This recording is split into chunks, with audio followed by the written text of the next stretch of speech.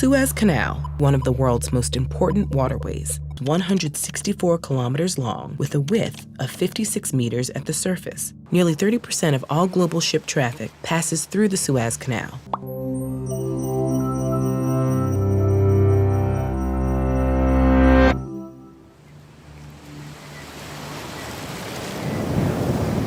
In March 2021, fierce winds blew a container ship off course. In most places, this would have caused a minor incident. But in the Suez Canal, it was a global crisis. This vessel wasn't just blocking other ships. It was obstructing the flow of international trade through one of the world's most important waterways. The site of the Suez Canal has been of interest to rulers of this region as far back as the 2nd millennium BCE. To move goods between Asia and the Mediterranean basin, traders had to traverse the narrow isthmus separating the Red Sea and the Nile, journeying in camel-bound caravans through the unforgiving desert. A maritime passage between the Indian Ocean and the Mediterranean Sea would bypass this trip altogether, and throughout the 16th century, multiple powers attempted to construct such a canal. But their plans were obstructed by cost, political strife, and the ever-shifting sands.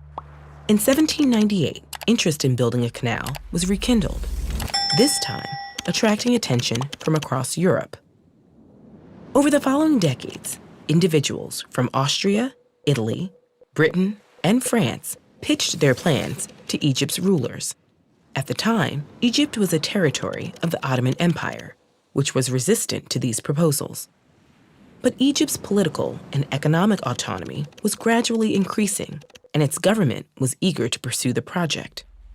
When Said Pasha came into power in 1854, he approved a plan from the enterprising and manipulative French diplomat Ferdinand de Lesseps.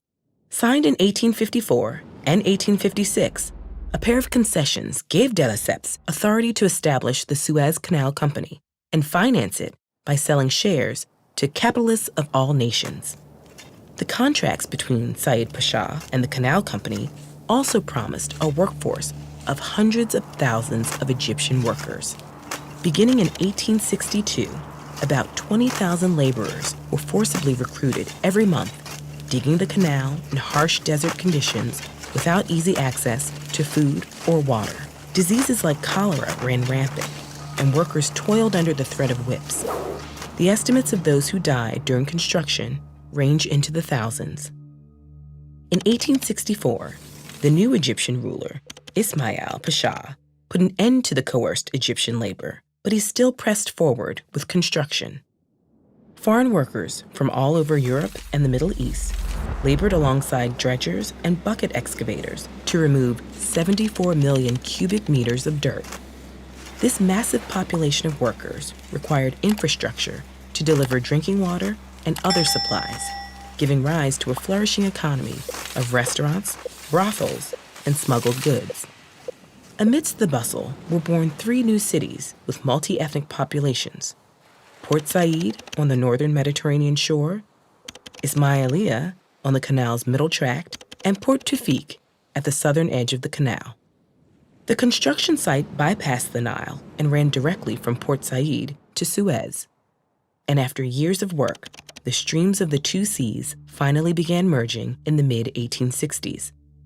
The finished canal was 164 kilometers long with a width of 56 meters at the surface, and it was officially inaugurated on November 17, 1869. While it struggled financially during its first few years, the canal ended up dramatically accelerating global trade. It also facilitated the migration of numerous marine species, dramatically changing local ecosystems and cuisine.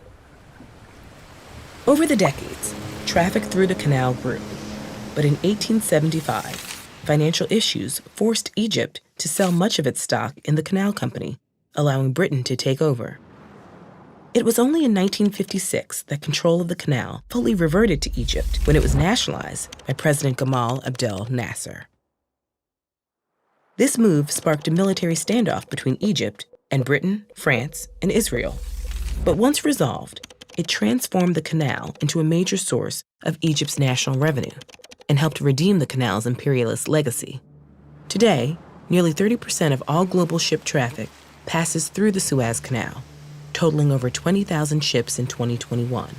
However, the incident of the Ever Given is a stark reminder of just how fragile our man-made systems can be.